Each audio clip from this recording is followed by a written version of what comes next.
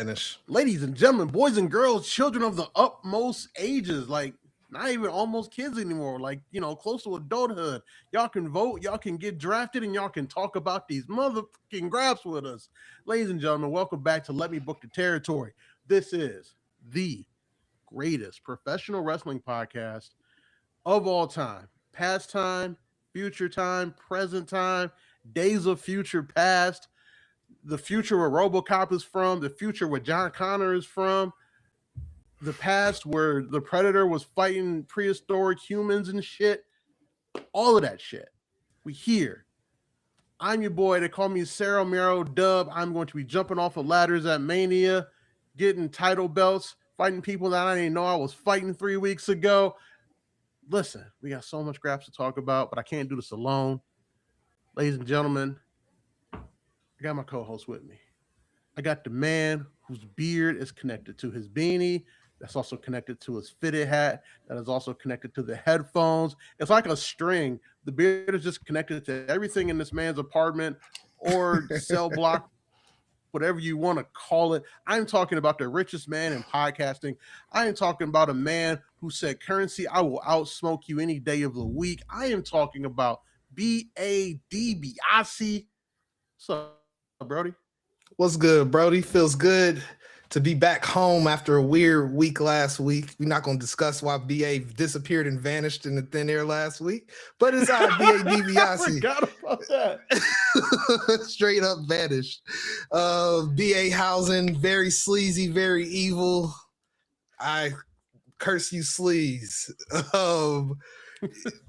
In the building. Feels good.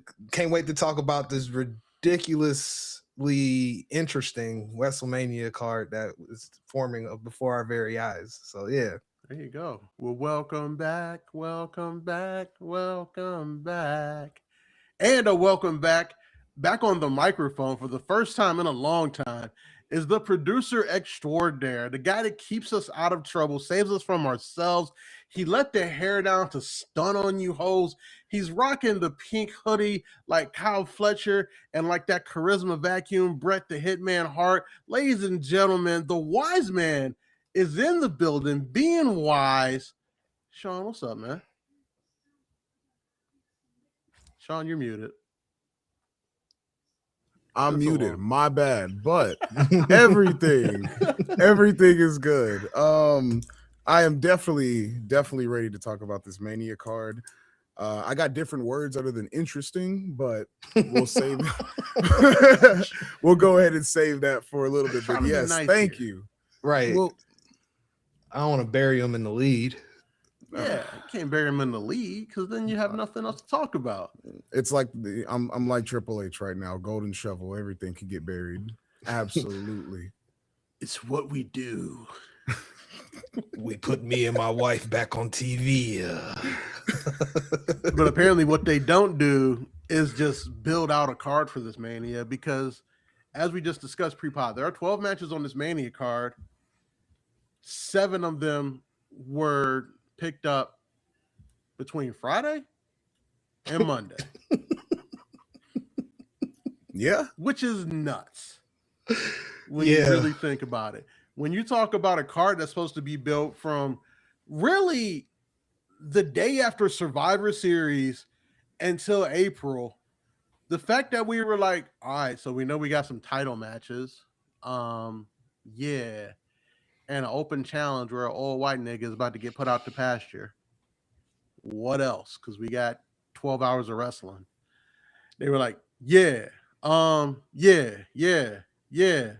Hey, Mello, we know you've been carrying this United States title, but Sammy needs a spot.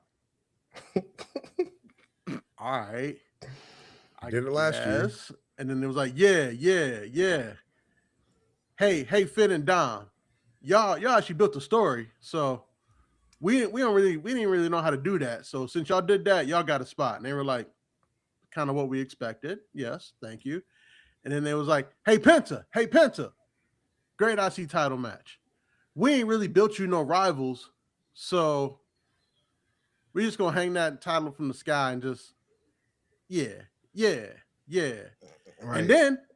And then They announced 4 of the people in the match, and we were like, "How'd they come up with that?" And they were like, "Oh yeah.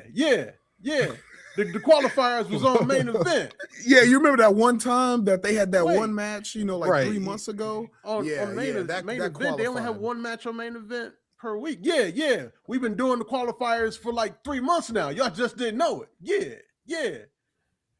BA, remember when we saw a qualifier in Cleveland before Raw and didn't fucking know it? No clue that Grayson Waller and Dragon Lee was fighting for IC title ladder match spots at all. Better Crazy question. work. Crazy. Do you think as they fuck. even knew it? No. No clue. They had no idea. They just knew that Dragon Lee was going to be in that bitch because that man fails up more than anyone. Even though he won that match against Grayson, he fails up. So this is his fail up moment of the year. I think the only 2 matches Dragon Lee has won since losing the tag title with AJ have been on main event. One against Grayson Waller and one last week against Brooks Jensen. Because they just send Brooks Jensen to work anywhere. Right. And then after that, they was like, "Hey, we got to put these tag titles on the Bellas." But we've been doing such a good job building this tag division for the first time ever. But the Bellas. All right, we're going to put them all in the match. Just All right, I guess. Fuck it. Yeah, it's what we do. We do moments. We do big things. We do big things like Gunther. Hey, Gunther, go beat up Seth. Why? Just go and choke him on the announce table. Like, it was random as hell. They could have gave us anything. They could have said Paul Heyman bribed him, something. They're going to think of something. Don't get me wrong. Some explanation is going to come out, and it's going to kind of make sense, but in the grand scheme of things, all this shit was rushed because of all the injuries. See, now I see why Road Dogg left. He couldn't take this non-build of it got worse. Of WrestleMania. It got this worse. This looks like a card that Road Dogg built. I don't know. I just want it. AJ retired. This is the house that Road Dogg built now. Right. This shit is atrocious. Yeah, this looks like a Road Dogg built card of I don't know. I just want it. like don't get me wrong, the ladder match looks phenomenal, but again, it's just random as shit. Like, random as hell. Like, who's all in this match again? It reminds me of the first Money in the Bank match they put on WrestleMania card. It was just a bunch of dudes on the mid card that they just threw out there. That's what this feels like to me, but except that was something more prominent because you see what the Money in the Bank has turned into. So like, they got Rusev in this match. They announced he was on Mania while he's eating and catering. He's just sitting down chilling. It's like he hit the lottery. Exactly. I said, "Hey, you want my numbers?" Exactly. JD McDonough. What has he been doing besides losing? I don't know. Right. He won a match. Dragon Lee. Dragon Lee's expected. He fails up. That's just him at this point. The only one I truly fuck with is Javon Evans. That I can understand why you would put him in a title match. And I think that's the only reason why they're having this match. Main event too. To have an excuse to put Javon Evans on this card. I think that's the main reason this match exists. Let's put a ladder in the ring with Javon Evans and throw other guys in there too from main event. Well, a ladder in a match with Penta as well. We've seen what Penta does on ladders. True. I wonder who's taking that Mexican Destroyer through a ladder spot. Because let's be real, it's gonna happen. I don't know. To get pulled out of catering, gotta be Rusev. Absolutely. I'm just saying, bro. It's gotta be Rusev. Heavy enough to break a ladder, ain't been doing shit. Yeah, here's a little extra change. Go through this ladder. Go take this spot. I know. I feel like that's a JD McDonough spot special because he take all the crazy spots and his head can break anything. Pause. True. He do. That is a JD McDonough spot. I didn't think about that. Yeah, like that. That's the first one that stuck out to me. I'm like, oh, JD McDonough's there to take the Mexican Destroyer into a ladder, and then just lay down for 20 minutes as they finish the match. Should they add anybody else to that match? What is it, 6 right now? No, I think No, that's it's fine. That's It's a little fine. crowded. 5. Oh, it's It's 5? 5. The last mid card title match that was a ladder match at 7, Okay. and that was I do believe that was the no, I wasn't one Cardona won. That was one with Sammy and Kevin, and I think Luke Harper was in that match. I think 5 is okay. I can't even think of anybody else you would even put in that match right now. But then again, the booking is so random. I can. Who? Give me Laredo Kid and Vikingo. Fuck it. Integrate AAA into the card. Okay. I mean, let's be real. We know they've already bought one plane ticket for one person to be up there, because there's no way they're having Mania and not having Mr. Iguana there. The only reason that would work for Vikingo is because, if I'm not mistaken, he's wrestling Penta April 11th at a AAA event for the Intercontinental title. So Bingo! WWE booking that already tells you Vikingo's going to lose. So I guess, yeah, I can see that. That can make sense. I fuck with it. Bingo. I fuck with it. And then Laredo Kid's the AAA Cruiserweight title, which, can I say, is very weird that AAA has a Cruiserweight title, because everybody in AAA is a Cruiserweight. True. I was going to say, it's all luchadors. So, yeah. I mean, I guess, yeah. I can't think of. I mean, I guess you can. No. Yeah, I guess so. I mean, the only non-cruiserweight in AAA is the little person that wrestles and Omos. Is Omos still booked out there? I thought he was in Japan. Is he still in Japan? He's big in Japan. No, he's Vikingo's heavy, because for some reason Vikingo's the heel in AAA and Dom's the face. Listen, Everything AAA is like in the AAA. upside down. Yeah, everything is It's the backwards upside in AAA. down. Like Chad Gable is the fucking heel in AAA, and fucking, fucking Kaiser is like God to the Mexicans out there. It's crazy. That don't make no sense. No sense at all. That dude's out there Yeah. kissing babies, signing autographs, fucking getting blessings from old fucking Tios and shit like that. Like it's crazy, dude. I think that has to do with like Kaiser's fluent Spanish, because like he talks fluent Spanish, so he came down there, and it almost felt like it didn't feel like he was like, being a caricature as much as he was, because he speaks the language, and they just kind of like, yeah, you actually kind of fuck with us. And then he got him a badass Latina girlfriend. They was like, hey, and they welcomed him to the cookout. And then Chad came back with his, his Minnesota-ness, and they was like, yeah, no, get out of here. No, you're a DEI hire. We don't like that. Fucking gringo. Like, yeah, they told me get the fuck out of here. They did. But all right, so that's one random match. But I think the most random match, I think we can all agree on this here, is Seth Rollins versus Gunther. Wiseman, I want to know, you got 2 weeks. Give me a story. Give me a story of this match. The only plausible story that I have now, okay, hear me out on this. Gunther goes out and attacks Seth Rollins in a favor that he does for Paul Heyman in exchange for a Brock Lesnar match at a PLE to retire Brock Lesnar. Okay. That is the only way I see this making sense. I like that. BA, you got something different? Something better? Something worse? It ain't better, but it's something. It ain't better. It's something. I want to hear it. It's literally Paul Heyman had to dig into his bag and bribe fucking Gunther to go after Seth Rollins, because all the vision is busy or broke down and beat up.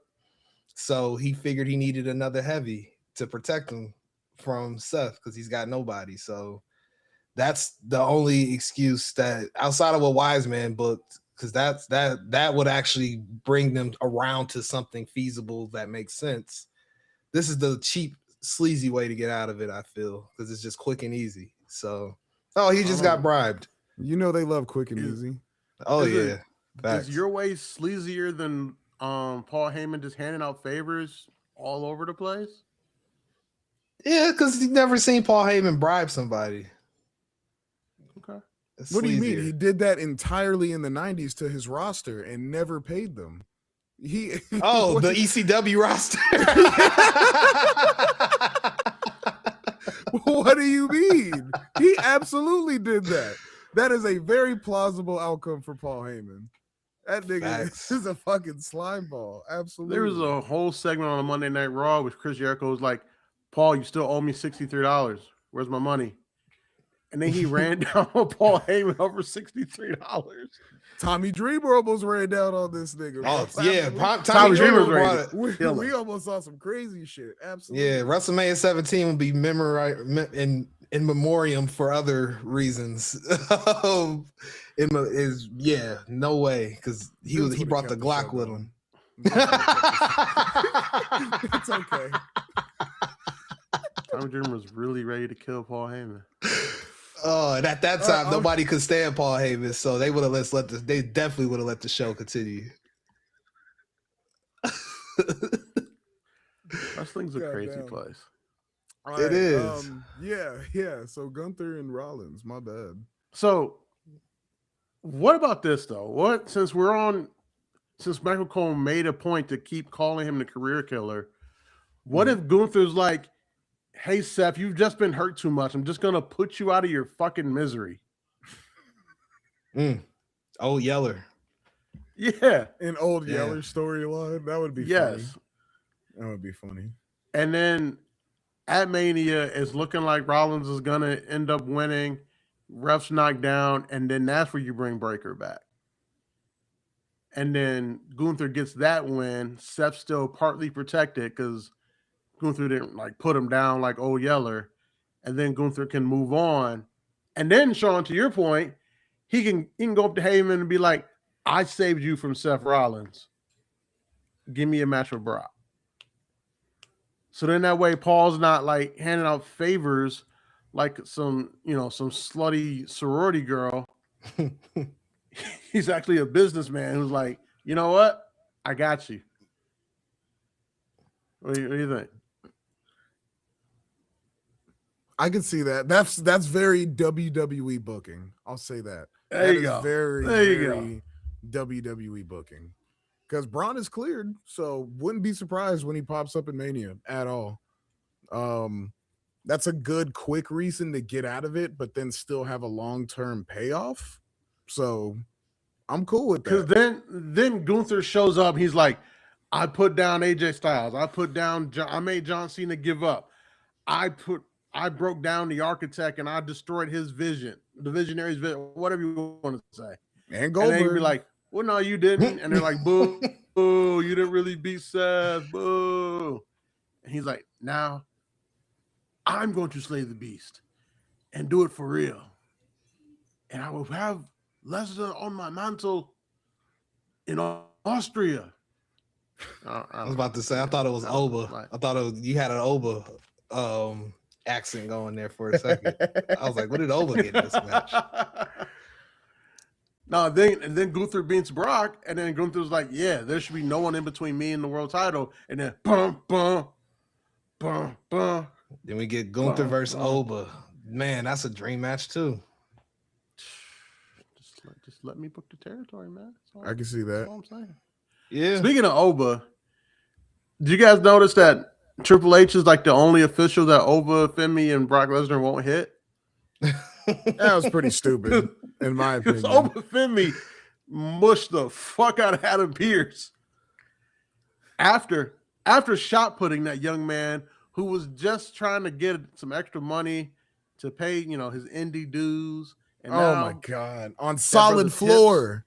are dust. Dunzos look like fucking Matt Hardy. He gonna walk like Matt Hardy for the rest of his life. He's done. Yeah. And then that poor security guard that got took out when Brock Lesnar got embarrassed by Oba and he was walking out.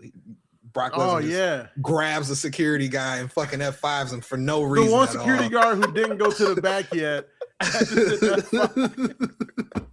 Yo,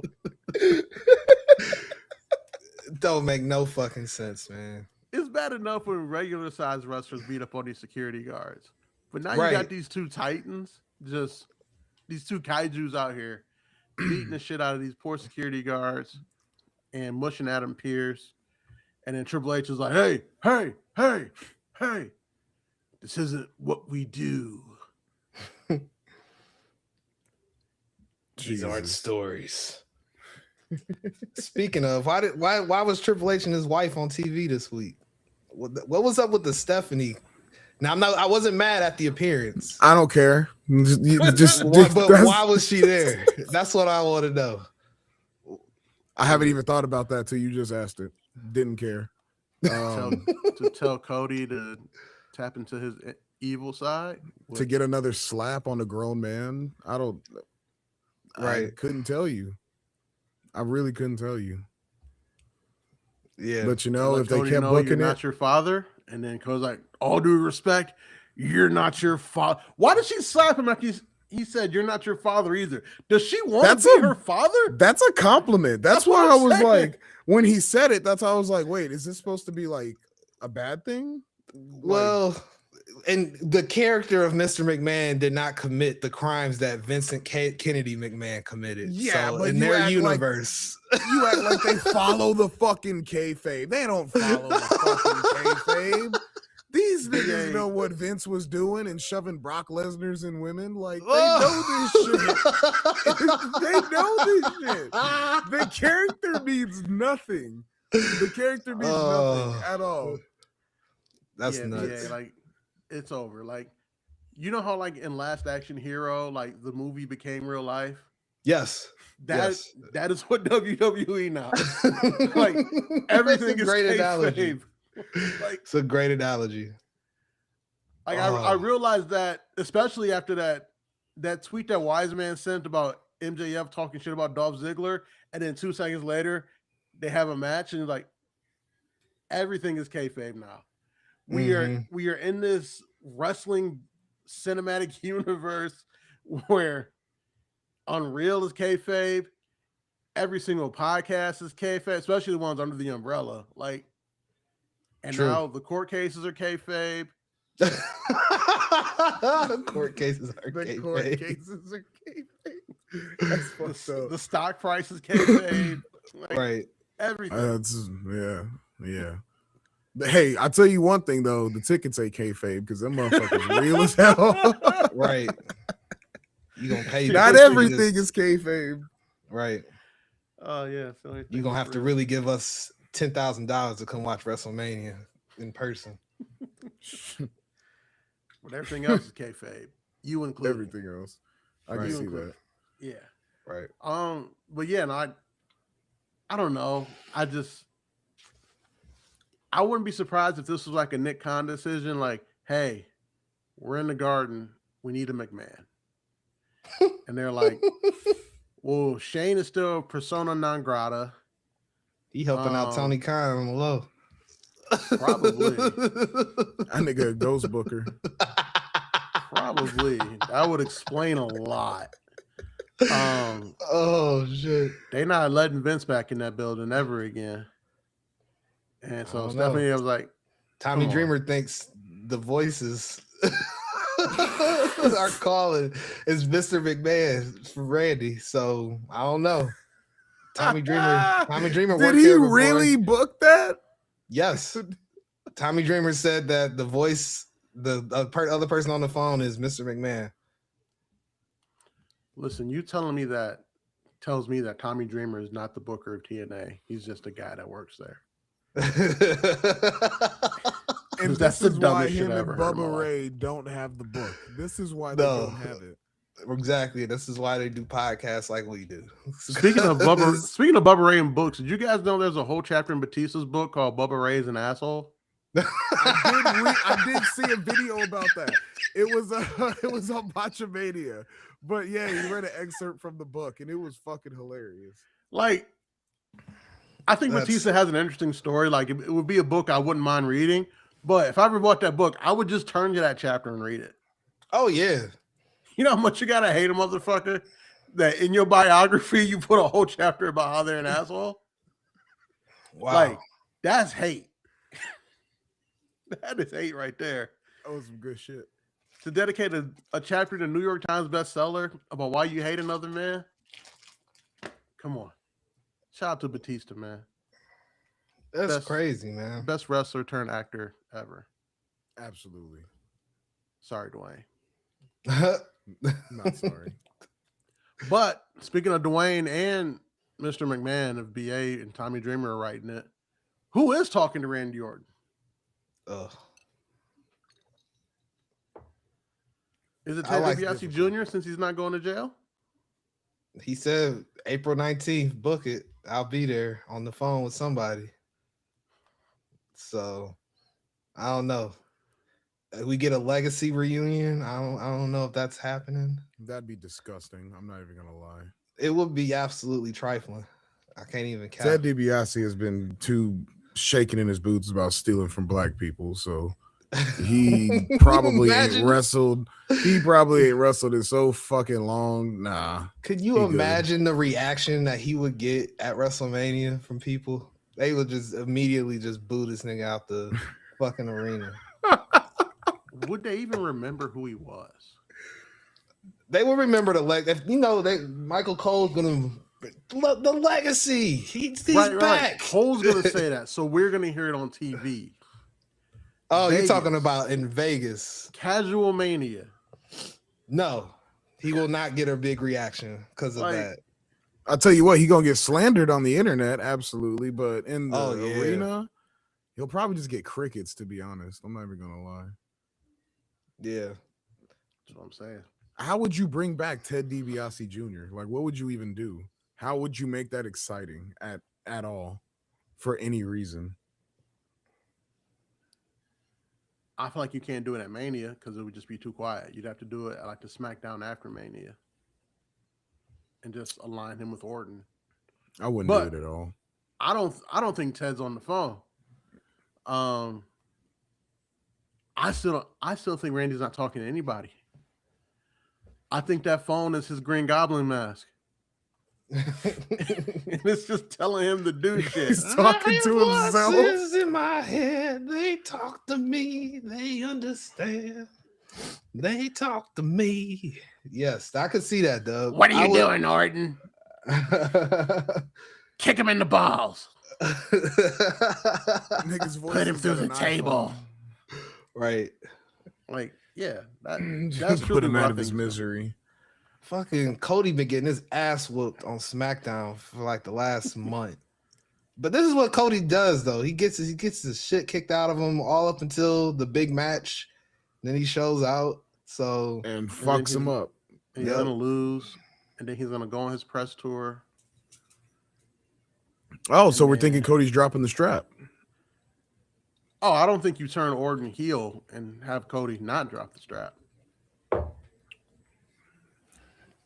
Okay. And then I also think that now that they're not doing that match at Mania, Cody Roman 3 might happen at SummerSlam.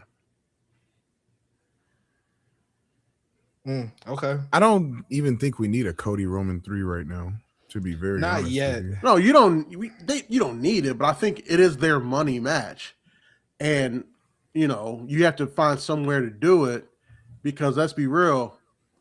At Mania next year, it's Rock Roman because the Saudis are about to make that man NFL owner rich just to show up. So, yeah, I unfortunately could see that outcome happening. Way more likely than Roman versus Cody at SummerSlam. I see the Saudi show happening with Dwayne coming back. As far as Cody versus Roman goes, I don't see them getting to that point to where they would cross paths again because Roman's on Raw now. Not to say he can't come back. Roman's wherever he wants to go. Honestly, yeah, anybody could pull up anywhere. only reason he's on Raw is because he won the Rumble and picked Punk. Right. Yeah, I can Let's see be that. real. This, this fucking brand doesn't mean anything anymore. True. That's Really It only never means has. something for the mid carders. The mid carders is the only people that really mean something for. If you're at the top of the card, Do whatever you want. You go wherever. EVP You powers. just go wherever. EVP powers is funny. Yes. But do we have any more predictions of who's talking to Randy on that phone? So far, we got Ted DiBiase Jr., Vince McMahon. I say nobody. I You don't said- endorse Vince McMahon, but you said Dwayne last week. I did say Dwayne. But now I don't know I'll who'll be switch my talking to answer Randy. I think it's nobody. He just going crazy. I mean, it ties in. It makes the storyline make sense around him having these conversations. It makes the heel turn make sense because he's going crazy. So, And then you can bring with his it. wife into it because like his wife shows up one day at SmackDown and she's like, I don't know, pleading with like Cody or whoever his next challenger is. And he's like, why are you talking to me about it? Talk to whoever he's talking to. And she's like, he's not talking to anybody. And then they're like, oh, like what? He's like, I think he's losing his mind. I'm very concerned for my husband. I'd die laughing. I'm never gonna lie. Cinema. If it turns out he's talking to nobody, that would be probably the best outcome in my opinion. I agree because Or we whoever. could just Don Callis the shit up and make it Paul Heyman. That works for that other company show to have one suited guy responsible for everything. No. Yeah, that wouldn't work with Heyman. Unfortunately, nah. Yeah. Speaking of Randy Orton and large individuals, how about that Jelly Roll RKO cell? He took the move the way Linda McMahon took the stunner and then just sold it like he died. We went 32 minutes without talking about Jelly Roll. I thought we were gonna make it. I'm not even gonna lie. Nope. Jelly rolls. You know what? Had he sold that, had he took that RKO better, maybe we would have made it. But fam, it is him just 2 bending weeks. over. And It is just 2 weeks falling? until Mania. 2 weeks. And Jelly Roll had a match and the most segments and screen time on SmackDown. That is ridiculous. I agree because SmackDown's the better show too. Like, why y'all Exactly. doing this? Why? This is put that shit on Raw. And then Like- last week with the slam poetry, that shit was horrible. Yeah, that was cringe. I'll give, like I said, the put my belly on your back, on your mama's back, is one of the funniest things I've heard in wrestling in a minute. But everything else without that was cringe. I agree. I completely agree. I can relate. So you guys don't want Jelly Roll versus Kit Wilson at Mania? Not just them straight up. No, God, no. I don't think Jelly Roll can survive a 1v1 at Mania like that. Absolutely not. So Kit Wilson and Miz versus Jelly Roll and Danhausen? Possibly. Because as we all know on this pod, Danhausen can go. If that's the 5-minute comedy match, yes, absolutely. If that's like the Johnny Knoxville and Sami Zayn-esque match, like not that extreme of like comedic, props. Let's say 5 minutes. This is like 25 hours of wrestling over the weekend, Sean. Everybody gets 20 minutes. I don't want to see Jelly Roll in a 20-minute match. Even if he's standing on the apron for 17 of those minutes, I don't want to see it. You know who I blame for this? Fat I Joe? blame Travis Scott. Is who I blame for all of this. Fat Joe's crazy. That was a crazy answer. Have you haven't heard the Fat Joe story?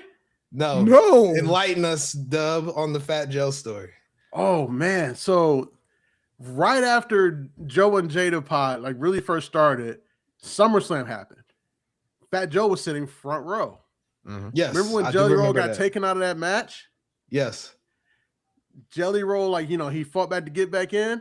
Fat Joe's on his pod. He's like, I was telling him, I said, yo, Jelly, you ain't got to do this.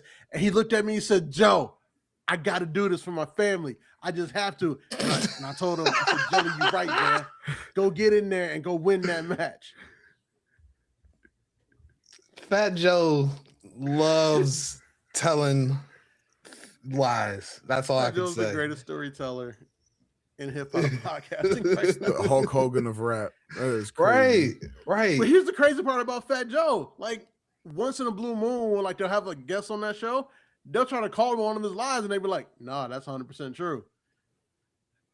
I have no clue where Fat Joe's actually lying because some of the stories he tells sound so fantastical, but they are actually fucking true.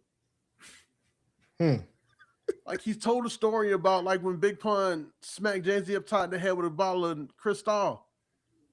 That happened. That sounds crazy. I'm surprised Jay-Z let that get out. I'm surprised he lived. Right. That's how Yeah. that's how like when like Jeff Teague on the Club 520 pod, he was getting greasy about telling LeBron stories, and he said he can't tell many LeBron stories anymore because somebody checked him from his camp about you can't talk about Bron like that. I'm like, that's crazy. So All right. Jeff Teague's another one. He be having Yes. crazy ass stories, but Yes, the he one do. you call him on is true. So Yes. they can be like, shit, is everything he says true? But yes, Fat Joe is the one that told Jelly Roll to finish the match. He did it for his Oh, family. man. That's hilarious. Yeah. But like I was saying, I blame Travis Scott for all of this because he brought these musicians into wrestling thinking that we want this as a WWE universe. We want these musicians involved in our wrestling. And nobody asked for that shit. Nobody asked for Travis Scott. Not a soul. I disagree, BA. Oh, it's casual mania, right? No, musicians have been involved in wrestling. Who? No, I'm talking about in this TKO era. I know they've been WrestleMania involved. I know Cyndi Lauper. But he's Rockin' more wrestling. talking about with the evolution of how WWE is versus WWF back in the 80s and shit. Yeah, they needed the musicians to give notoriety to wrestling. So They I would needed argue that Travis Scott is like the blame for this because he showed up and then he decided he didn't want to do it.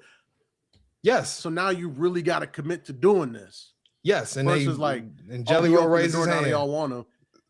And like they see that Jelly Roll like is really committed to this shit, like the same way Bad Bunny was, like training while he's on the road and like booking flights for himself to get back to the PC and shit. And they're like, hey, you respect us, so we're gonna really let you in here. That's what I would blame Travis Scott for, because truthfully, if it was up to WWE, they get more streamers involved. Like, Oh, they kind stop. of Well, struck let's gold wait. with I Show Speed. That's They even struck gold with I Show crazier. Speed because he has the comedic timing.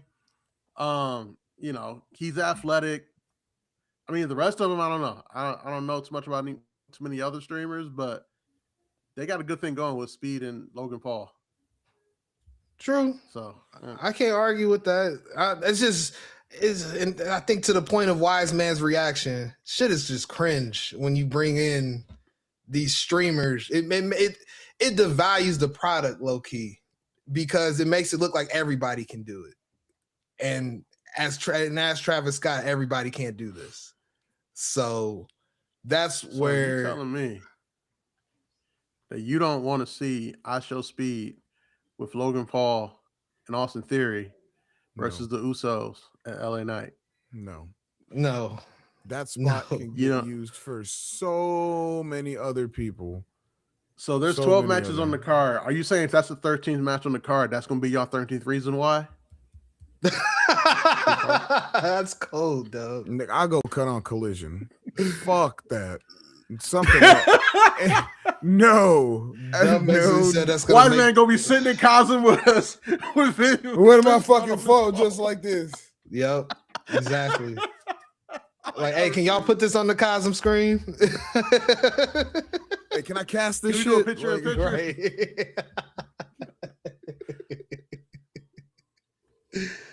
So that Oh being man, said, I feel like we've been asking this question a lot past few weeks. Does LA Knight make this card? they're Or did it trying to slip find a off? way. They're trying to find a way to get him on it, and I unfortunately think this is how they're gonna get him I on it. was hoping we could find a way. Mm. No. I guess he makes the card this way. But if you had your choice, Wise man, or he just wouldn't make the card. 2-time Andre the Giant Battle Royale winner. No, nobody. That usually comes on SmackDown, right? The weekend of. Yeah, they've if I moved it to remember. SmackDown the past couple years. Oh, did they? Yeah, Damn, I thought that's a yeah. Mania thing. So that means probably Apollo Crews is probably going to win it. What the fuck else is he doing? His tag partner has a broken hand now, so now he's back in catering, looking for something to do. Oh, sad Damn. but true, Doug. Damn. Listen, Okay, well, as a worker, I'm a big Apollo Crews guy. I thought they didn't give the Nigerian like warlord thing enough time to breathe.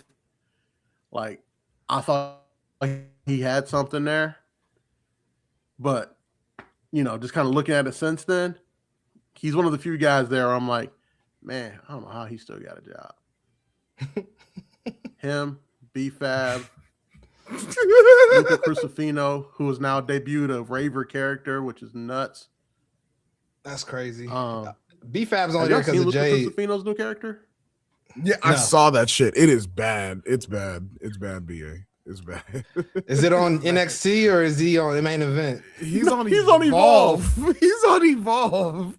Damn, Luca Cristofino, how the mighty have fallen. He's got his nails painted, like it's Oh man, tie-dye shirts, like it. I was in shock. I was like, that family breaking up doing has here? really fucked up some people. Tony D's the only one that made out fine from it, and Stacks Stacks. is doing fine. Stacks is doing Yeah. great. Stacks is good. He started doing ecstasy and going to raves, Right. and yeah, He got caught up in the Hope this- lifestyle. hope this You character wanna works out for live him. this lifestyle. Oh, here. This is the perfect Is she perfect ready to explanation for this. go? Here's this. Where is this? That is Luca Crucifino. Now, Wow. Yeah, he do look like he was at a rave party. He looked like the LMFAO dudes. That's what he looked like. yeah, that's So, yeah, that's him now. He's one of them ones where I'm like, yeah, surprised you still got a job, buddy. Him, Apollo, B-Fab. Shout out to B-Fab though. I guess B-Fab is the there baddies strictly are a because thing of now. Jade. Yeah, she's there because of Jade. Because there's no way out of Hit Row, and they would have told you B-Fab would have been the only member left standing. Would you have believed that, Dub? No. I thought she would be the first one gone, to be very honest with you. Me too. But I 100%. do agree. I think it is because of Jade, because I think they evaluated it and they're like, you know what? If you can't do this, if you can't be a lackey appropriately, then I Right. don't know, kind of out of there. So this is kind of like a last chance type of deal, maybe. Can't think Probably. of anything else why they would keep her there, to be honest. Oh yeah, y'all are evil. I thought they put this whole faction together just to have two people involved in this Mania feud that Rhea Ripley actually likes. That's Possibly. probably reasons too. Possibly, maybe. Because if I don't I'm know, being real, something. it seems like they don't like each other to the point where Rhea not selling for her. Like she gonna be Austin Aries in that one match where he left TNA. Oh, John Morrison, no selling the Yeah. Starship paint and shit in the pin. Yeah, Yeah. that was fucked up. Absolutely. I don't know. Yeah. Like if if they tell Rhea that Jay's going over, Rhea might lose her shit. But if you put Michin and BFAB in there, they might be able to smooth it over a little bit. Yeah, quite possibly. That's probably they are probably there playing referee between fucking Jade and Rhea. That's probably all this is. You know, the go between. Tell Rhea that what we gonna do tonight in the ring is, and then Rhea's like, tell Jade. Yep, that's how it is. Oh god, they the go betweens. Yep, that's nasty. That's why this bill's been ass. They just don't like each other. They have no chemistry.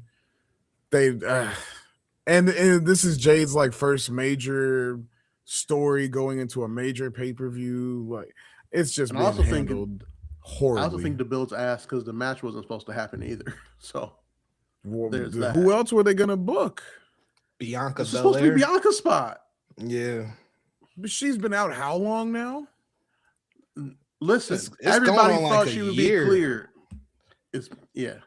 Everybody thought she'd be cleared by now. Everybody, like, because everybody thought it was a finger. So how long could it be?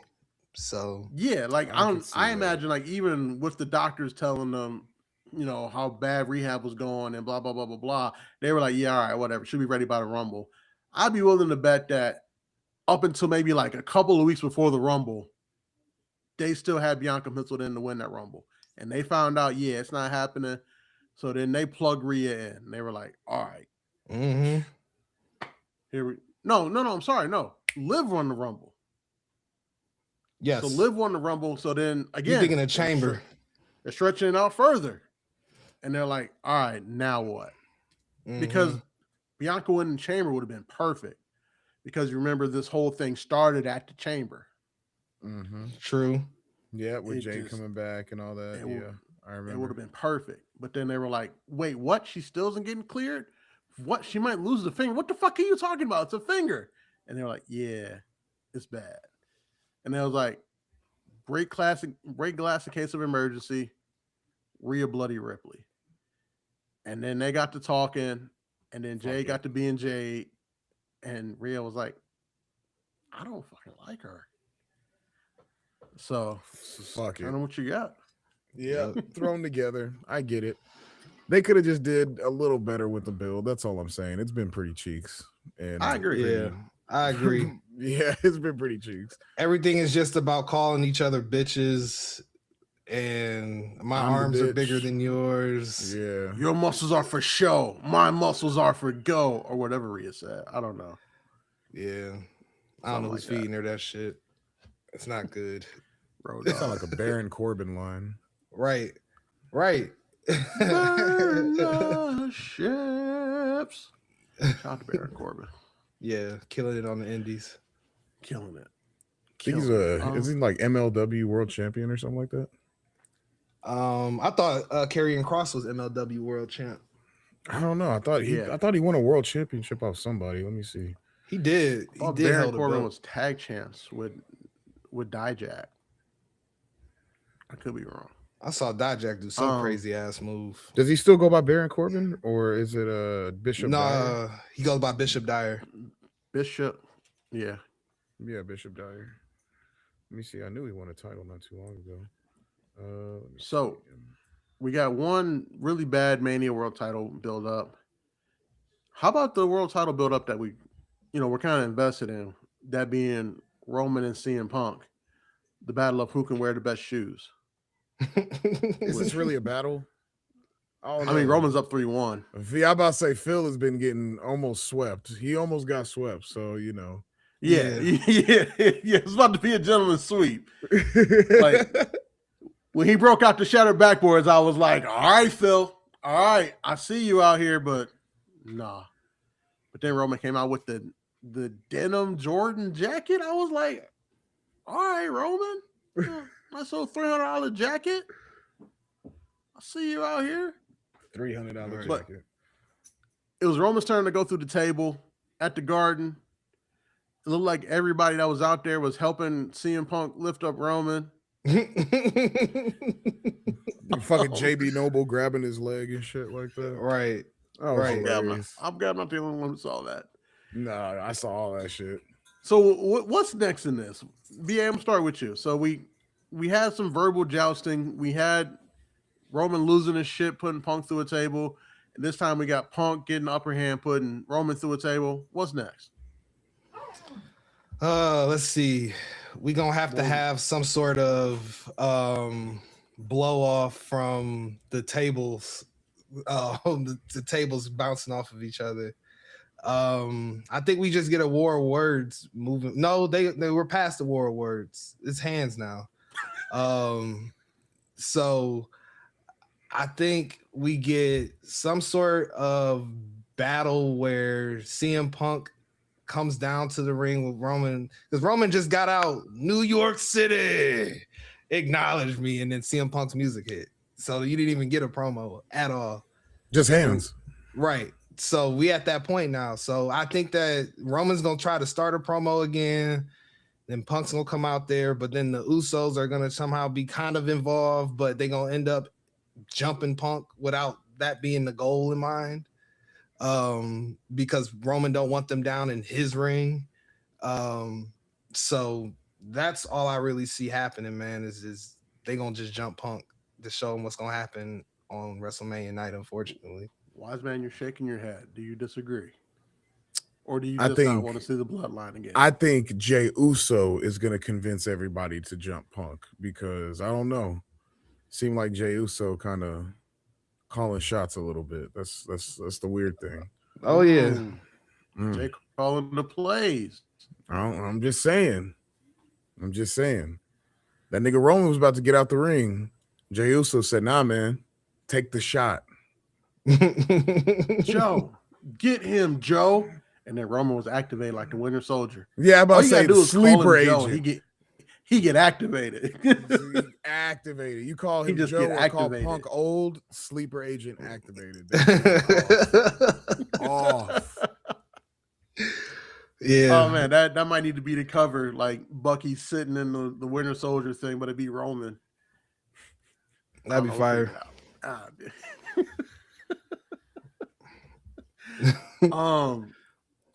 The WrestleMania Soldier, Captain America 2, the WrestleMania Soldier. Oh my god. Oh man, The WrestleMania Soldier is crazy. The name of this episode. For sure. All right, so enough of all of that. NXT happened on Tuesday, and guys, it was a show for the ages. HBK treats the Garden the way AEW treats Chicago. Boy, just banger after banger. Kaylani and Jada Parker had their best match of both of their careers and their best match against each other. I need them to run that back and stand and deliver. Like, listen, just El Fuego. Kendall Gray. Wise man, you saw it in person. We have not talked since you saw it in person. Tell us what you saw in person from Kendall Gray.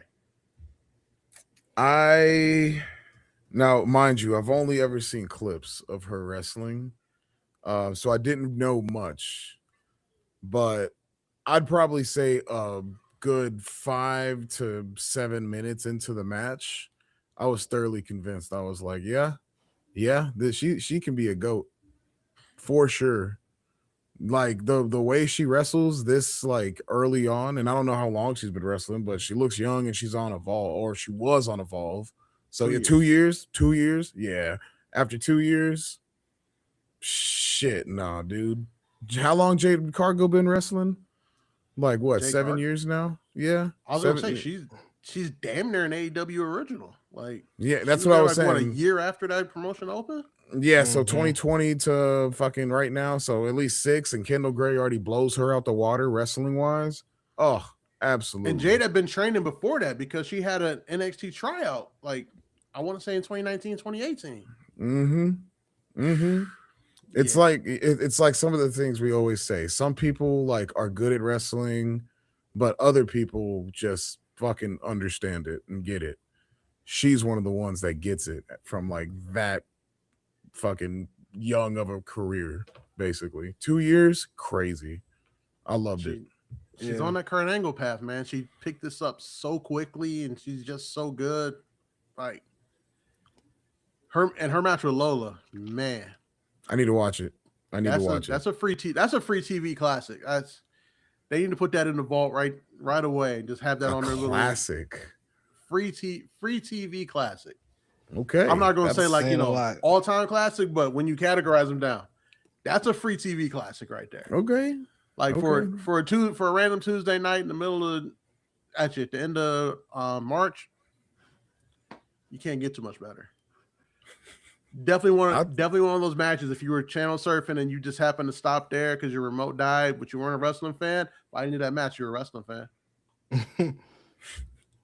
Because like the drama of it being bought in like towards the end of the match when Lola Vice has that guillotine in and she has it in tight, and you're like, damn, this Kendall might actually pass out, and for her to flip it into a Northern Lights suplex.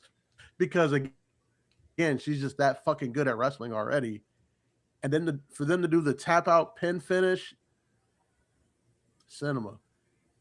And then for them to not tell you who won, to just cut it off, and then you hear Steve Harvey, "Let's play some Family Feud."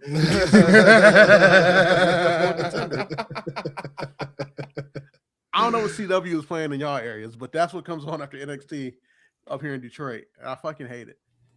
I really hate it. See, on the feed I'll be watching, it comes on before NXT Family Feud. So I get it. See, and up here, the CW up here, it's playing before NXT, Big Bang Theory, which I think is the worst sitcom of all time. Man, don't say that to my parents. So like, they be having that shit on all the time. There's a lot. Listen, I watched a lot of sitcoms. Big Bang Theory is god awful. It's god awful. It's not that bad. It's not the worst I've seen. I've seen worse sitcoms than that. It's okay. Listen, it might be. I saw every episode of Homeboys in Outer Space, and I would watch that before I watch Big Bang Theory. What, all 6 episodes that survived? Yeah, absolutely.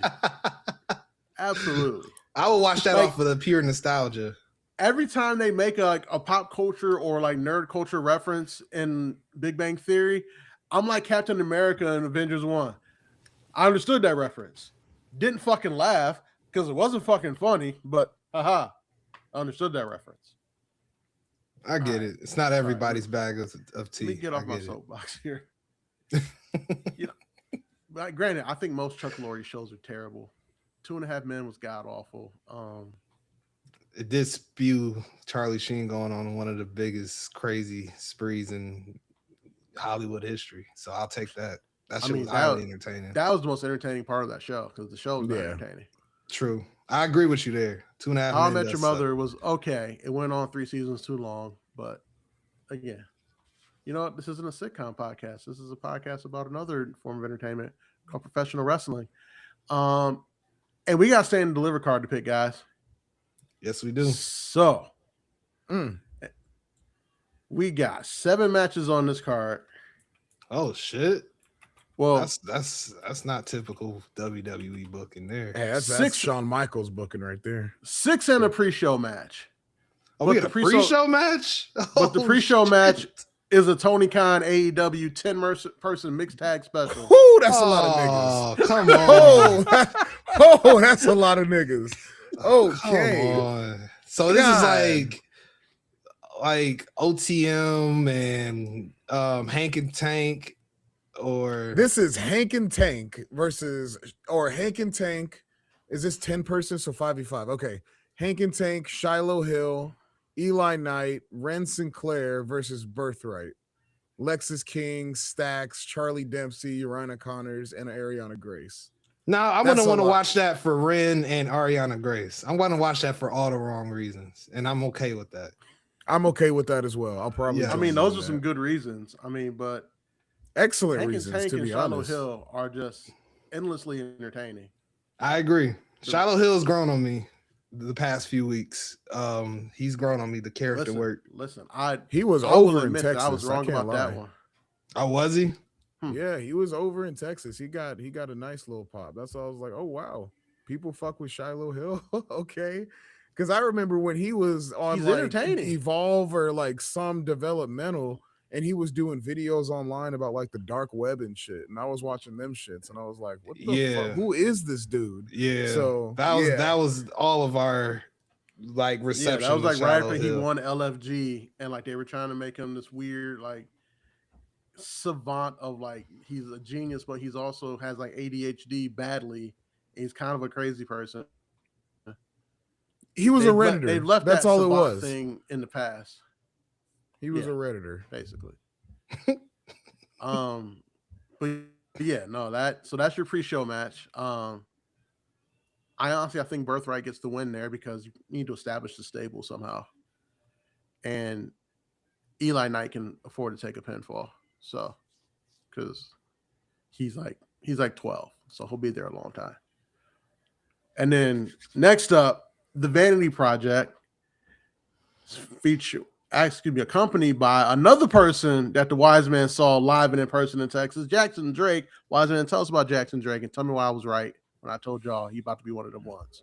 I definitely believe he could definitely be one of them ones. I saw Jackson Drake and it threw me off because it was just like a skinny white boy at first, but then I saw like the heel in him and the way he was like antagonizing people in the crowd and the heel work in the match, the selling, the actual wrestling itself. I mean, although he did get his ass whooped most of the match, the offense he did put on, clean, loved it.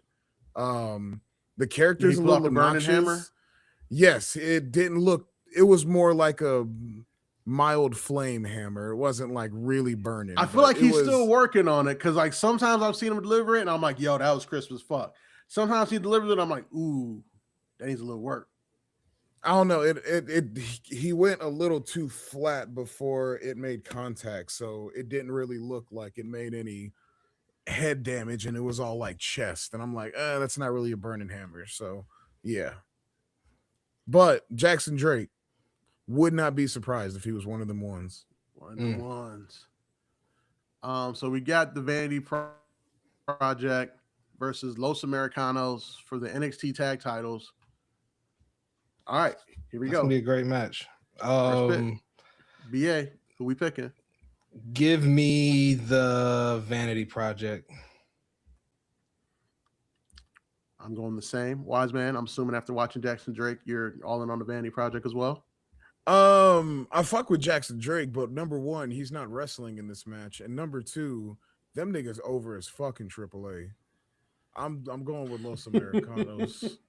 Yeah, bringing them belts over there. Yeah, bringing them belts over there, defending them, because who else going they run with? They've done ran the same tag teams in NXT endlessly for the longest now. Bring them fucking belts over there and develop the tag division. I'm cool with that. It does feel like they need to kind of shake this tag division up a little bit. Yeah, they do. Debut some new people, make some new teams. Split up a couple teams, make them niggas solo, do something. I don't know. Yeah. Just do something. Yeah. But Vanity Project, and I don't know why on NXT, like, they've taken away Swipe Right's tag team name and just called them all the Vanity Project. Because Swipe Right is a great tag team name. Like, I was a big fan of that. I know you do, BA. You just told us that 45 women's, yeah. You just told you got like 45 women swiping right on you right now. So I get it. I know you liked it. They took the name from you. We get it, bro. Oh, so sleazy. So evil. You and your Hinge photos with a money phone up, and you're like, man, why are all these girls swiping me? I don't understand. I don't either. I still don't understand. But we're gonna play this game and we're gonna have fun. Oh Lord. All right, next match on this card is for the North American Championship. We got Baby Orton, Miles Bourne versus a guy who had a nice little segment on NXT. They did a little interview with Miles Bourne with Vic talking to him, and Miles like, I don't know if Johnny's, that same guy anymore, but I'm gonna be ready. And then Johnny shows up, and Johnny sits down, and he says, listen, I've had a rough go of it, But before SN Liver, there was takeovers, and I was Johnny Takeover. And he said, "You better pray to God I don't find that guy again, because that guy will eat you alive." And I Okay, was like, Johnny. I like "Damn." the sound of that promo. So all that being said, I'm picking Johnny here. It might just be me picking with my heart, because like the Rebel Heart is still there. I'll tell you this much: if he comes out to Rebel Heart, there's no He's way he loses. definitely winning. Oh, if he comes out to OG Rebel Heart, no, he's not losing. No With way. some black and gold trunks, oh, he is not losing. Yeah. He's not losing. I'm telling you that right Be now. yourself, can be no one else. That nigga is Can be kicking out at somebody give 2.9999 continuous fucking 10 times in that This match. Rebel Heart, this Rebel Heart. Can you imagine how that crowd would pop if Rebel Heart came on? Oh yeah. Because NXT tickets are still affordable enough that you get your diehard NXT people in there. Mm-hmm. Mm-hmm. Man. All right, wise man. Who you picking? Oh, Johnny. Absolutely. I don't see a reason why they wouldn't send him down there. Plus, Miles Bourne has had this title for a little bit, if I'm not mistaken. Yeah, I pick Johnny. Then again, I don't watch NXT, so I don't know how important Miles Bourne is. I saw him wrestle; he's good, but story-wise, I don't know how important he is. They got plans for Miles Bourne. I'm not sure how much longer he's going to be down there, but you can tell Is he like that him. good? Okay, all right. Yeah. Cool. I'm more interested in this next. He's that match. good in ring. Where I said if they called him up, he could be there. Mic work, he still got some work to do. But in ring, he could go. He could go up there right now and just be fine.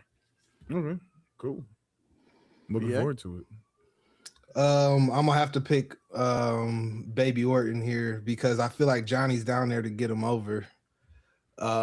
Because there's nobody really picking against the city of Cleveland. I know. I don't want to pick against Johnny, but I gotta pick with my booking brain and not my booking heart. So I gotta say Miles Bourne. Cause I think Johnny's down there strictly just to give him a rival that can give him a name that it shows that he beat this person on his way up to the main roster, basically. So because he already beat Ethan Page, right? Yeah, that's a big name on that roster. So who else is left that he could have tried to wrestle outside of Ricky Saints? But Ricky Saints ain't going for the North American title right now. So true. So yeah. Okay. All right. So they haven't really made this official, but at the ending of NXT, it's looking like we're going to have a triple threat for this women's title with JC Jane, Kendall Gray, and Lola Vice. Do they pull the trigger and finally put this belt on Lola Vice? Do they say we got an A1, we got an ace of spades here and Kendall Gray, put that title on her? Or do they reward JC Jane for keeping this women's division as competitive as it is as the top person? I'm going to go first here. And you know what? This is Sandy Liver. Fucking, I'll pick it with my heart. Kendall Gray. Okay. She looks undeniable to me. Maybe that's just me, but she looks fucking undeniable to me. Next up, BA, you go next this time. Let Wiseman get the third pick. I'm gonna pick my girl JC Jane because of the fact that, like you said, Dub, she's been the unexpected glue of the women's division at the top of it. And I feel like anytime we think that she's gonna drop this belt, she doesn't. So what makes this any different outside of it being stand and deliver? So I think are you trying to do like reverse psychology on the universe? Like you want her to drop it, so you're not gonna pick her to drop it? Is that how this works? Kinda, yeah. I'll roll with that because I want to see JC Jane do something else outside of being in a clique. It's like I think I'll be interested to see her by herself on the main roster. So I don't know if she has that type of character power. So it gives me more of a question of I'd rather see that than see what I've been seeing for the last 2 years with Fatal Influence. So yeah, That's JC definitely Jane. a WWE Unreal storyline. JC Jane trying to find her way on the main roster after getting called up after. Yep. I already see it. I Yep. already see it. You see the kayfabe. Yep. Yes, sir. Because that season 3 WWE Unreal is definitely kayfabe. Oh yeah, absolutely. Season one might have been closer to documentary status. Season 2, I don't know. Season 3, that's all kayfabe, brother. No question. It's all kayfabe. They might have some writers fake fight each other. At this point, I think the fact that LA Knight has slipped off the ropes twice since Unreal happened is kayfabe, and they're like, slip, just keep slipping, and then we're gonna build that to a story. It's a moment. It's what we do.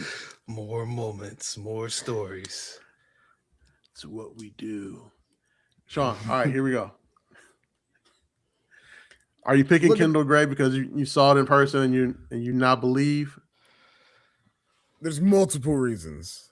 Okay. All right, logically speaking, I feel like JC Jane, it's time for her to go up. She's good. She doesn't need this belt anymore. Because if I'm not mistaken, didn't she become like interim champ and then eventually got the actual belt or something like that? Or no? Did she just win this straight up? How long has she had this belt? She won it straight up. She lost it straight up, and then she won it again. Oh, she did drop it. Okay.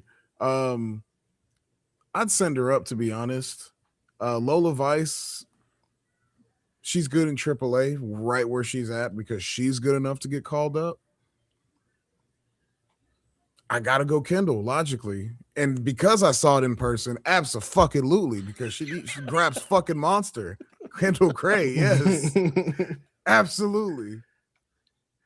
See, man, and y'all be getting on me because I be telling y'all about like these amateur wrestlers, how great they are.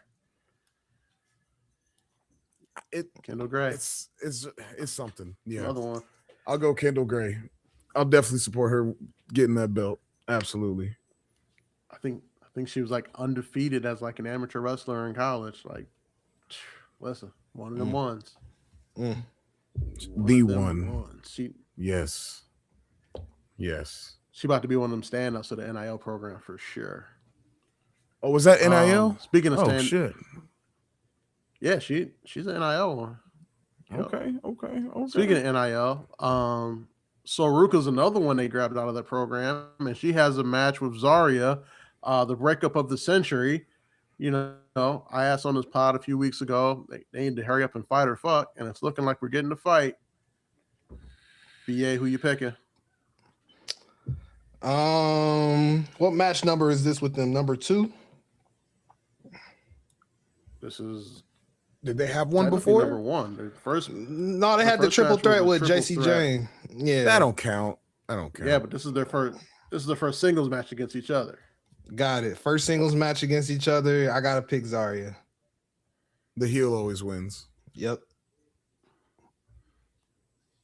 I'm picking Zarya too because I think it's time to send Soruka up. Like, I think they realized that they got something special in Kendall Gray, so they don't need to put this title on Soruka because it was looking like Soruka's the one to take that title of JC Jane. They're like, nah, we got Kendall now. Soruka, you can just go up to that main roster. I can see Soruka. Soul Snatchers. Yeah, she's gonna be very successful on the main roster. I can see her being on SmackDown for sure. I can see that. Not mad at that. I could see it, but I would give her more time. You think she needs more time?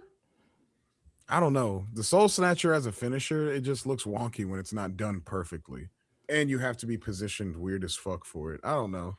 Feels like I think it'd be on the person taking it more than her though. Soul would be fine. It'd be the person that's taking it that's be fucking it up. I don't know. It's kind of like the 21 plex. It's just like a weird setup for a finisher. I don't know. Just weird. Yeah. I mean, other than that, 21 sure. plex always works. 21 plex works. Are you saying Soruka isn't as good as Bandito?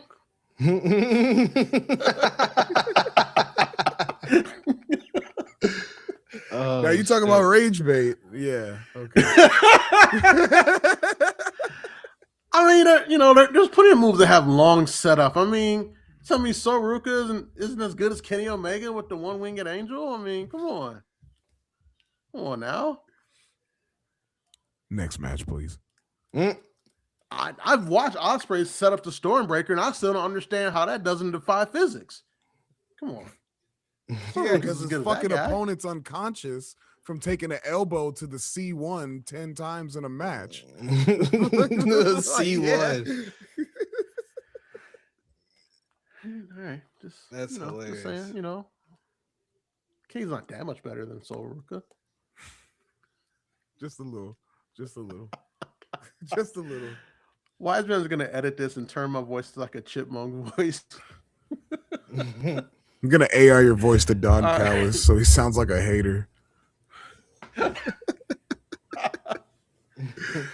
Hey, you know what? I'll take that. As long as you didn't say Jeff Jarrett, we've been fine. All right. Not even getting into that.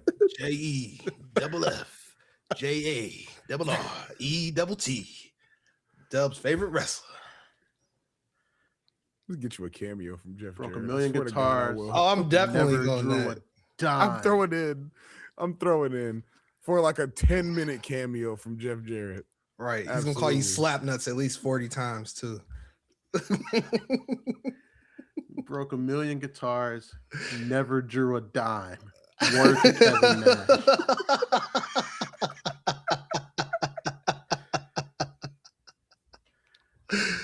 Oh shit. That shit cracks me up all the time, man. Me and Kevin Nash from the same city, got accepted to the same college. I'm telling you, that's why I rock with him. Anyways, Tatum Paxley versus Blake Monroe. Ryan Monroe was right there, guys. I just want to remind you that.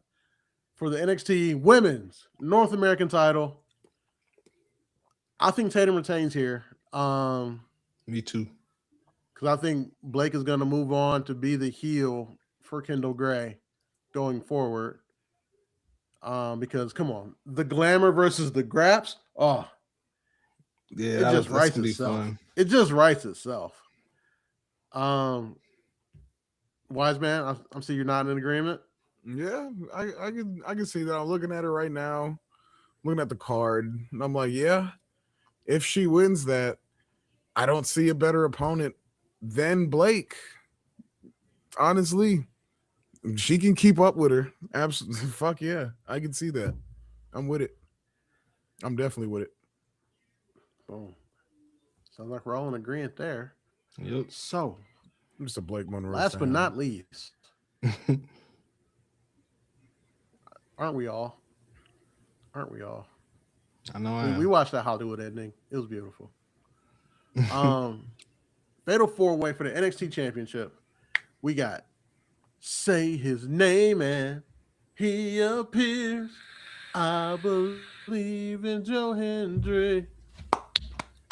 Versus the guys who are friends, kind of, sort of, but enemies, kind of, sort of, who are also outsiders of NXT, who came in and just took the world by storm. One Ricky Saints and one Ethan Page, as Santino liked to call him, versus the Red Sauce Knight, Tony D'Angelo. Is this the rise of the Red Sauce Knight, or is Ethan Page going to ego it up, or?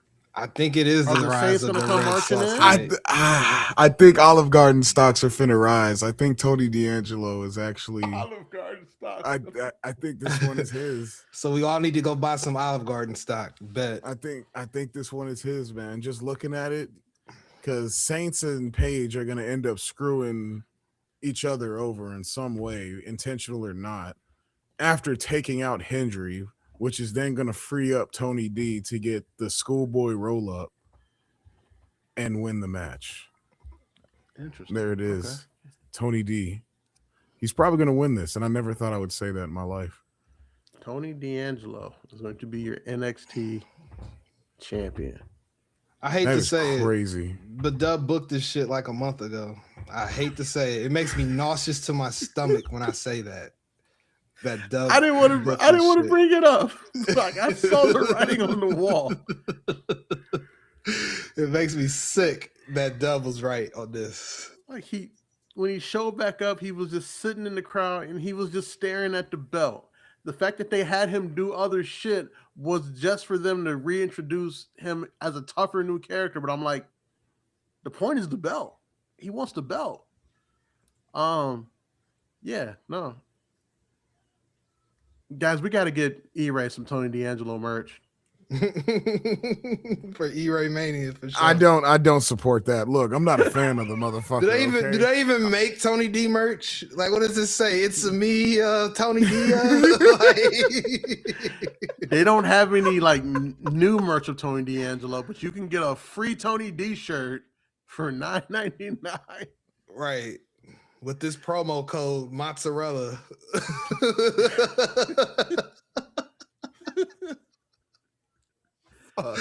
Oh man. Oh shit. My boy Tony Cannoli coming up. This is why I wish Stand and Deliver was still happening during Mania weekend. So like after Tony D wins the NXT title, I can just go grab the Tony D merch for E-Ray. Right. So here you go. You always believed in it.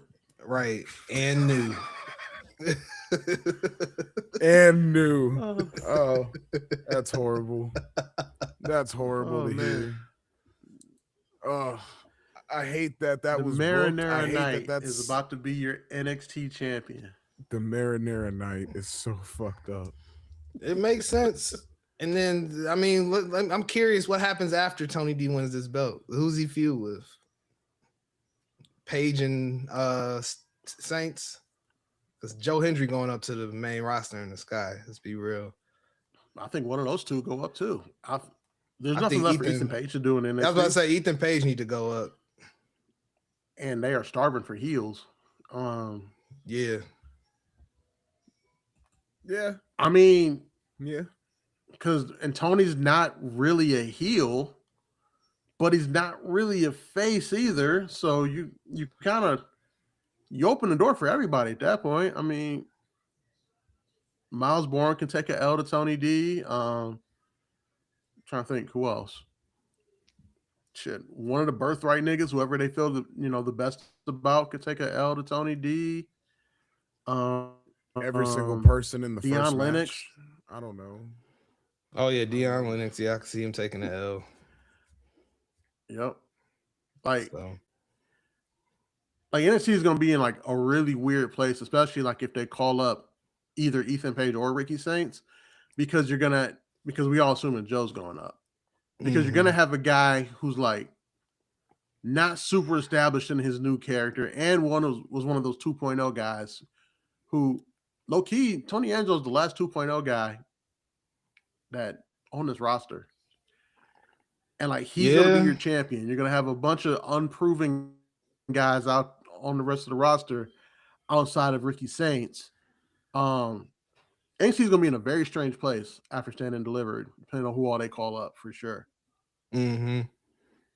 But, I agree with that. Who better to lead them into the future than the Red Sauce Knight himself? Ain't nobody else left. I hate that name, the Red Sauce Knight. That is so fucked He's up. not the hero that we want, but he's the hero that we need.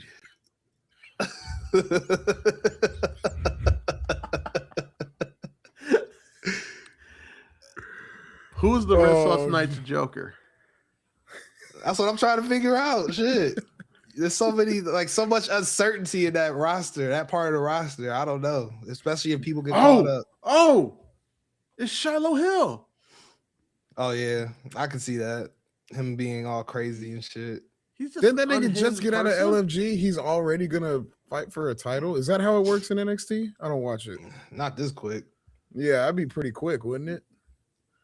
I mean, but you got to start lining people up for him. So, as you build up Shiloh Hill into this crazy person, the only person who can stop the Joker is Batman. Fam, he's on a fucking 10-man mixed tag on the pre-show, and you're already booking him in world title matches? That's a little fast. Hold on. Hold on now. Brother Dragon Lee has won 2 matches on main event in the past 6 months, and he's wrestling for the Intercontinental title at WrestleMania. Anything is possible.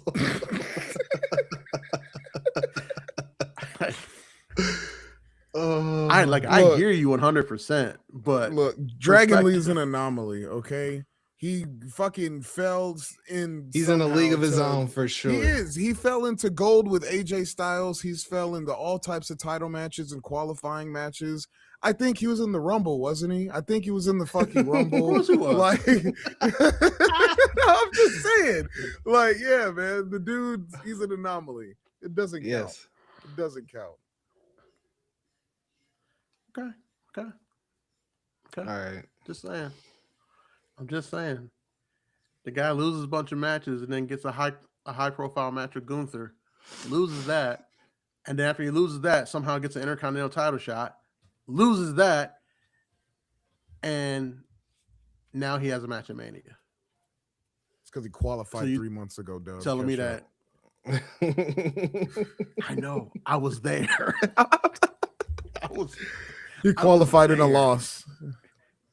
I don't even know. He won that match. Wow. Wow. 2 matches he won in the past 3 months. And you witnessed it. That is crazy. I checked.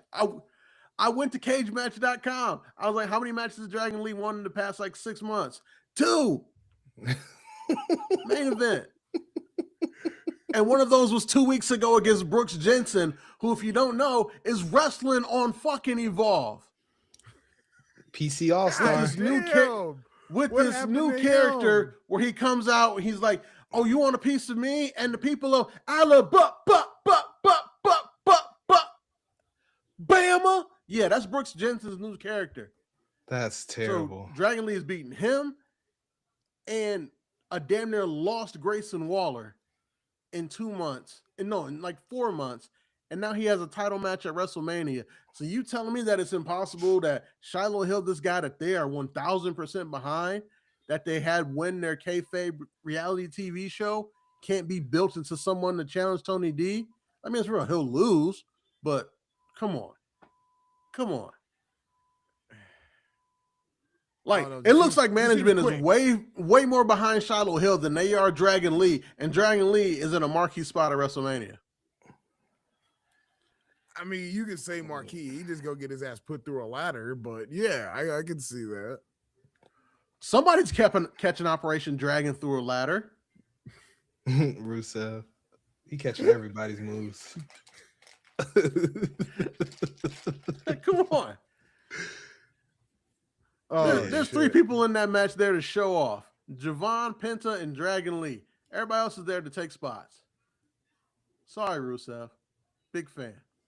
But you know what time it is. JD McDonough, you know really know what time it is, right? They call you the Irish Ace for a reason. You know the game. You just lay down here and then the big joker's right there. Like, you always get played too soon. I'm sorry, bro. I'm sorry. Hit it with that. How's your neck feeling? You're gonna need it. It's fine. Do you see this cranium I carry around? Go through this ladder, bucko. Yeah, he's definitely taking the spots. He's taking all of those spots. Like, Rusev might take the Mexican Destroyer through the ladder because it might look more impressive. But every other spot, that's it. That's a JD McDonough special. Fucking package pile drivers ass. No, that's illegal in WWE. I forgot. Unless you're CM Punk. Other than that, it's illegal. He just works for fucking children. Hey, Punk is the only person I've seen do a pile driver in the last 10 years. So in WWE. Package pile driver is Kevin Owens' charge finisher in WWE 2K, which I find interesting. And Penta. But they can't use it in the fucking actual show. Crazy, right? It's crazy. Yeah, it's nuts. Hate it. Yep. Hate it. Hey, listen, I mean, Petey Williams worked there for 5 years and nobody could do a Mexican Destroyer until Penta and Dragon Lee and Ray Phoenix showed up. So, it was all just code reds and them weird Alexa Bliss. Like that's crazy. That's Shit. crazy, right? That Petey Williams literally worked there, and they still won't let anybody do a destroyer. That is wild. They don't give a fuck. I mean, they trying to prevent broken necks and more lawsuits and fucking other situations. But I get it. They're But gonna you get got the sued. guy there that can show you how to take the move and deliver the move as safely as humanly possible, because he fucking invented it. Isn't he a producer? Right? He's a producer now, right? Yeah. I mean, he could. Do they care? No, not really. It's WWE. You think they care about the graps that much? No. Fuck no. They want to see fucking Punk put Roman through a table Yeah. and call people pussies because of shit. Yeah, they're here for the story. All right, not the graps. Right. That's why Jelly Roll's gonna RKO Kit Wilson through a table somehow. So that's why they made Jelly Roll a focal point of the Randy segment. They don't care. They really don't. I'm sorry. They really fucking don't. What's gonna pop us the biggest rating? That's all they care about. And even that's questionable at times. Imagine all the wrestlers you can think about that have never had that great Mania moment. Jelly Roll gets one. Just think about that. Think about how long CM Punk had to wait for his WrestleMania moment. But Jelly Roll just rolls up and gets his immediately. Bobby Lashley didn't even get a match. Bank at Mania? Bobby Lashley didn't even get a match on his Mania card. He just came out to greet the fans and do his little Jelly Roll gets a match. Jelly Roll gets a match. Like, no. Horrible. Horrible booking. Egregious. Well, it's not confirmed yet, is it? I don't think it's confirmed yet. No, it's not confirmed yet. He's gonna get a match. He's gonna get a match. Absolutely. Multi-man special. Fuck it. I don't know. Like they do spend a lot of time like really making this SmackDown right before Mania feel like something special, because they give us some pretty good matches there. So yeah, they put the best match of the weekend on the SmackDown last year with the tag team match with the Profits and all of them. They put that shit on SmackDown, left it off of Mania. No reason at all. Bonkers. It's crazy. But all right. We went way longer than I thought we were going to go with 5.5 topics. But hey, that's what happens. Shit's getting crazy because, I blame WWE management because they didn't draw out this WrestleMania booking. They just vomited 8 matches on us in 2 days. But guys, next week is our TNA Revolution preview. We're going to do a full preview of TNA Revolution because me and BA are fucking going. Oh, shit. I forgot about that. It's going to be fucking awesome. Can't wait. But, ladies and gentlemen, until next week, stay grappy, stay grippy. And just remember, it's what we do. Until next week, guys, like, subscribe, tell a friend to tell a friend, and we'll see y'all on the other side.